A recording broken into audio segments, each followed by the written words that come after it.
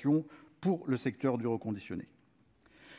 Ce constat étant fait, la question qui s'est posée à nous, avec les deux rapporteurs du texte, était de savoir quelle stratégie adopter vis-à-vis de cette proposition de loi REEN.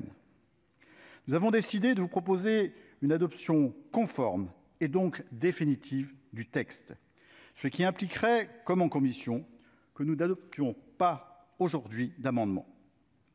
3 raisons nous semblent justifier cette stratégie. Premièrement, certains reculs de l'Assemblée nationale, notamment sur la rémunération copie privée, ne doivent pas occulter les avancées profondes et nombreuses permises par la proposition de loi, qui ne constitue que la première pierre à l'édifice de la régulation environnementale du numérique dans notre pays. Si nous l'adoptons, ce texte passera la France dans une position de précurseur sur la scène européenne en matière de transition environnementale du numérique, ce qui lui permettra de porter ce sujet avec force et crédibilité dans les négociations avec les États membres de l'Union européenne.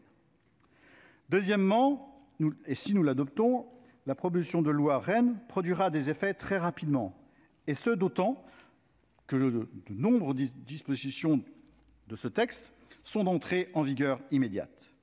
Troisièmement, et surtout, nous sommes conscients des contraintes pesant sur le calendrier parlementaire.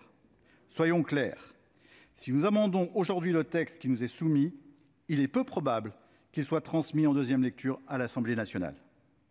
Les points de désaccord avec le gouvernement sont réels. Ils sont parfois importants, comme sur la rémunération pour copie privée.